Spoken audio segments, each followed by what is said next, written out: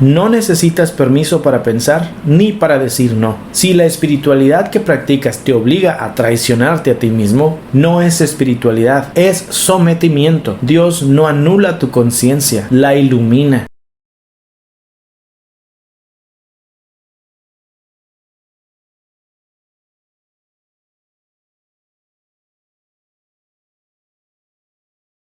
Capítulo número 3. Sobre la responsabilidad espiritual personal. Este capítulo no te hace más rebelde, te hace más humano, más entero, más responsable de tu alma. Porque autonomía sin humildad es orgullo, pero fe sin conciencia es esclavitud. Y Dios no adopta esclavos, adopta hijos. Y los hijos heredan no solo el nombre, sino también la responsabilidad. No fuimos redimidos para ser obedientes sin criterios, sino para crecer hasta la estatura del Mesías, quien se atrevió a cuestionar, a escuchar al Padre directamente y a vivir desde la obediencia interior, no desde el ritual exterior. La espiritualidad real comienza cuando dejamos de vivir por delegación, cuando dejamos de buscar padres espirituales que nos digan qué pensar y empezamos a vivir como adultos espirituales capaces de discernir, de buscar, de equivocarse y seguir caminando. Gálatas 6:5 dice: cada uno llevará su propia carga. Y Filipenses 2:12 dice: trabajen en su salvación con temor y temblor, porque Dios es el que en ustedes produce el querer como el hacer. El Espíritu guía, pero no arrastra, inspira, pero no suplanta. Por eso todo creyente es llamado a responder por su propio fuego. Artículo 3.1. Cada persona es responsable de su búsqueda. Nadie puede vivir nuestra relación con Dios por nosotros. Por eso no delegamos nuestra búsqueda espiritual a ninguna figura de autoridad, por muy respetable que parezca. El que no se alimenta personalmente termina comiendo de la boca de otros, y a veces lo que come ni siquiera es pan. Jeremías 31:34 dice: no tendrán que enseñar más cada uno a su prójimo, porque todos me conocerán.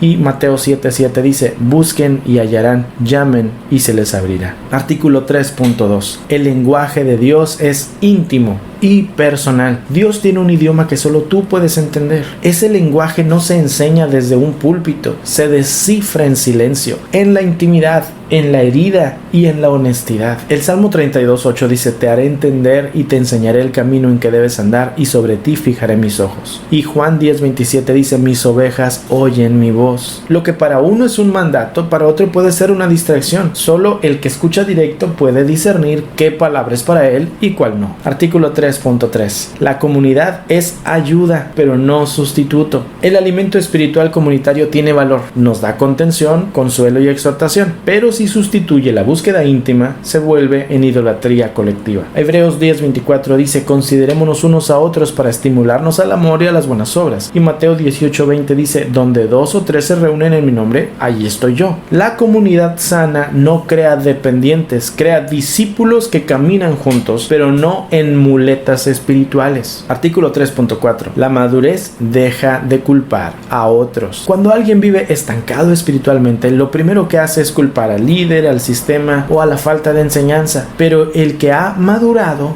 asume que si no avanza es porque no ha querido encender el fuego que tenía por dentro. El Salmo 32:9 dice: no se hagan como el caballo o como el mulo que no tiene entendimiento. Y Santiago 1:22 dice: sean hacedores de la palabra, no solo oidores. La madurez no necesita excusas, solo dirección. Artículo 3.5. El camino correcto produce fruto, no espectáculo. El que dice que busca de Dios, pero no ha sido transformado por esa búsqueda, está engañado. La prueba de todo camino espiritual no es cuánto impacta, sino cuánto transforma. Mateo 7:20 dice: por sus frutos los conocerán. Y Gálatas 5:22 y 23 dice: el fruto del Espíritu es amor, gozo, paz, paciencia, benignidad, bondad, fe, mansedumbre, templanza. Y contra tales cosas no hay nada en la Torá que pueda estar en contra. Si lo que haces te vuelve más agresivo, más arrogante o más dependiente, no importa cuán bíblico parezca, no es de Dios. Artículo 3.6. El conocimiento no sustituye la transformación. Leer, estudiar, asistir a la congregación, todo eso puede inflar el ego, pero no transforma el alma. Lo que cambia la vida es el quebranto, la obediencia y la rendición al yo. Mateo 7:21 dice: no el que me dice Señor, Señor, sino el que hace la voluntad de mi Padre. 1 Corintios 8:1 dice: el conocimiento envanece, pero el amor edifica. En el reino, No hay títulos espirituales, solo corazones que se rinden y se levantan distintos. Artículo 3.7. La autonomía espiritual es señal de madurez, no de rebeldía. El que necesita que siempre le digan qué hacer no ha crecido. Pero el que consulta al Espíritu y luego se equivoca, se levanta y sigue buscando, ese ya no es un esclavo, ese es un hijo. Romanos 8:14 dice: porque todos los que son guiados por el Espíritu de Dios,